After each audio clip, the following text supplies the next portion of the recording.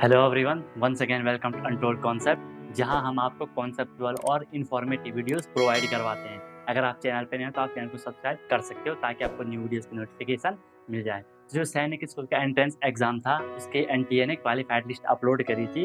अब उसी लिस्ट से आपकी मेरिट लिस्ट बनने वाली है। जिनका नाम उसमें नहीं है मतलब वो क्वालिफाई नहीं है, जिनका नाम है वो क्वालिफाई है, पासिंग मार्क्स उन्होंने क्रॉस कर चुके हैं, उनसे ही अब मेरिट लिस्ट आपकी बनने वाली है। तो ये मेरिट लिस्ट का फंडा क्या है, और इससे पहले मैं भी एक वीडियोस बनाई थी, उससे आपको काफ़ी पसंद करा आप लोगों ने उसको।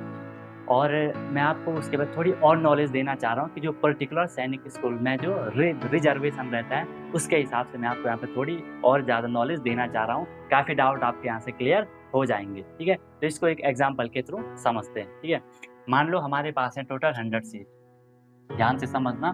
मान लो हमारे पास है टोटल कितनी सीट, 100 सीट है। इस 100 सीट्स में से 67% सीट रिजर्व रहती हैं स्टेट के लिए। जिस स्टेट में वो सैनिक स्कूल लोकेटेड होगा उस स्टेट के लिए रिजर्व रहती हैं। अब ठीक है, मान लो इसका सीट अलग हो सकती है, ठीक है। सीट तो कुछ भी हो सकती है, अलग अलग 100 से तो कम ही रहती है ज़्यादातर, ठीक है। तो 67% स्टेट के लिए, 67 में से 33% आपकी रिजर्व रहती हैं अदर स्टेट के लिए, ठीक है, अदर स्टेट के लिए।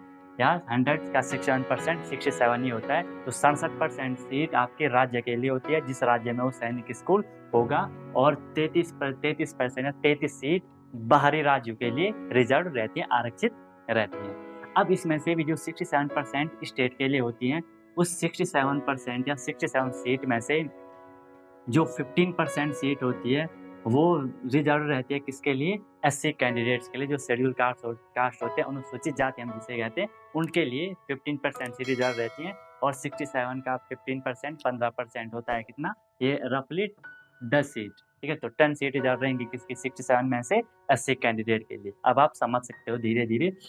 इसी 67 में से 7.5% सीट रिजर्व रहती है किसके लिए, एसटी के लिए। इसका आएगा कितना, रफली अगर 67 का 7.5% निकालोगे तो ये अप्रोक्सीमेट आएगा 5, ठीक है। इसके बाद जो 27%, ठीक है, जो 27% रिजर्व रहती है वो किसके लिए रहती है, वो ओबीसी के लिए रहती है। ओबीसी में क्या, एनसीएल, अदर बिलो कास्ट होती है। एनसीएल मतलब नॉन क्रीमी लेयर कहते हैं, कि जिनकी इनकम 7 लाख से कम होती है वो एनसीएल ओबीसी एनसीएल कैटेगरी में आते हैं। तो 27% इनके लिए रिजर्व रहती है। अब 67 का 27% कितना होता है, अप्रोक्सीमेट ये 17-18 तक हो जाता है, 18 मान लो। अब इस सबको देखो ये कितना हुआ, 10 + 5 15, 15 + 18 कितना होता है, 33 होता है, ठीक है। तो ये टोटल कितना हो गया, 33 हो गया।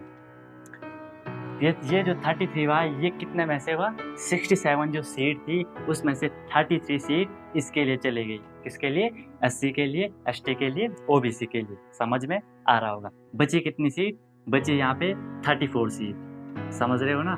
67 - 33 करोगे तो आपका 34 आएगा। अब इस 34 में से फिर से जो 25% सीट रिजर्व रहती हैं वो रहती हैं डिफेंस के लिए। किसके लिए रहती है, डिफेंस के लिए, ठीक है। जो भी रक्त मतलब उसमें रहते हैं फौज वगैरह, आर्मी वगैरह, उनके लिए ये डिफेंस में 25%। अब 34 का 25% कितना होता है, ये होता है अप्रोक्सीमेट 9 सीट। फौज तो नहीं गया ना, समझ आ रहा है ना। ये 9 सीट किसके लिए रहती है, डिफेंस के लिए रहती है, ठीक है। अब 34 - 9 करोगे तो ये कितना हो जाएगा, 24 हो जाएगा, ठीक है, सॉरी 25 हो जाएगा।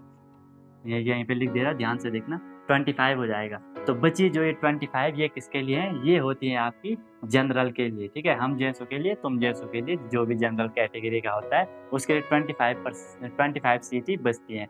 कितने में से, 100 में से, ठीक है। तो जनरल के लिए कोई रिजर्वेशन नहीं होता है क्योंकि जनरल वाले बहुत चलो ठीक है। तो 25 ये हो गया। अब देखो सबको प्लस करो, 25 ये हो गया, 9 ये हो गया। 25 + 9 कितना होता है आपका, 34 होता है। 34 + 33 67 होता है। 67 प्लस ये वाली 33 100। तो ये पूरा किसके लिए था, स्टेट के लिए था। तो सेम प्रोसेस किसके लिए होगा, अदर स्टेट के लिए होगा कि 15% एससी के लिए 7 पॉइंट, मतलब अभी जो हमने 67 में से करा इतना परसेंट, अब हमें ये 33% में से करना है, जो कि आप लोगों को खुद करना है, ठीक है। इतनी कैलकुलेशन तो कर ही सकते हो ना। सिंपल तो 33% का 33 का 15% निकालना, 33 का 7.5%, 33 का 27%, फिर जितनी सीट बचेंगी उसमें से ये करना। इसीलिए जो अदर स्टेट होती हैं उनके लिए सीट काफ़ी कम बच जाती है, खासकर जो जनरल में होगा। देखो इसमें 67 में से 25 सीटें यहाँ पे जनरल के लिए बची थी स्टेट में, तो बाहरी राज्यों के लिए तो काफ़ी कम हो जाता है वो। और स्कूल में ऑलरेडी यहाँ पे तो हम 100 सीट की मैं बात कर रहा हूँ, वहाँ पे तो सीट और कम रहती हैं, वो तो फिर और लो हो जाएगा। आ रही है बात समझ में? ठीक है, तो ये पूरा फंडा होता है। इसमें एक चीज़ और है कि मान लो कोई अदर स्टेट का है, ठीक है, उसमें जो सीट होंगी अदर स्टेट के लिए, उसका एक स्टेट से 25% बच्चा ही आ सकता है। समझ में नहीं आया?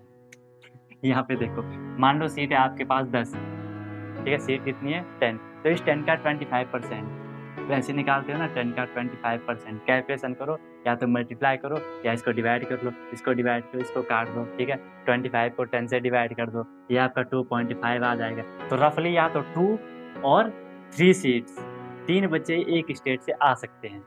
समझ आई बात? 3 से ज़्यादा एक स्टेट से नहीं आएंगे, ठीक है, अदरवाइज एक स्टेट से सारी भीड़ घुस जाएगी तो अदर स्टेट को मौका नहीं मिलेगा ना, ठीक है। तो ये भी होता है, इसीलिए जब भी आप फॉर्म भरो तो ये कोशिश करो कि अपनी ही स्टेट में आप फिल करने स्कूल को चूज करने का ट्राई करो, ठीक है, वहाँ थोड़ी चांसेस बढ़ जाएंगे। ये हो गया।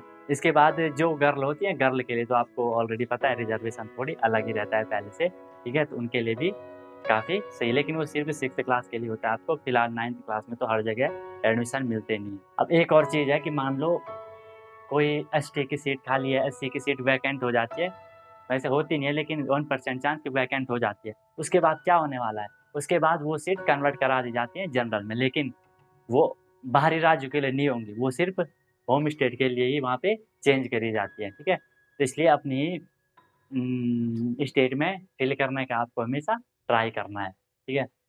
तो ये पूरा फंडा था रिजर्वेशन का कि कैसे आपको रिजर्वेशन के बेस पे सैनिक स्कूल में एडमिशन मिलने वाला है। पहले मेडिकल के लिए बुलाया जाएगा, कह रहे हैं कि 1:3 में बुलाया जाएगा, एक सीट पे 3 बच्चों को बुलाया जाएगा, उसमें एक को ही सेलेक्ट करा जाएगा। उसके बाद ये हो सकता है कि वेटिंग लिस्ट आ जाए, ठीक है। तो यही था पूरा आज का। मिलते हैं नेक्स्ट वीडियो में। आपको किस वीडियो पे किस टॉपिक पे वीडियो चाहिए आप हमें कमेंट कर सकते हो। Wish you all the very best.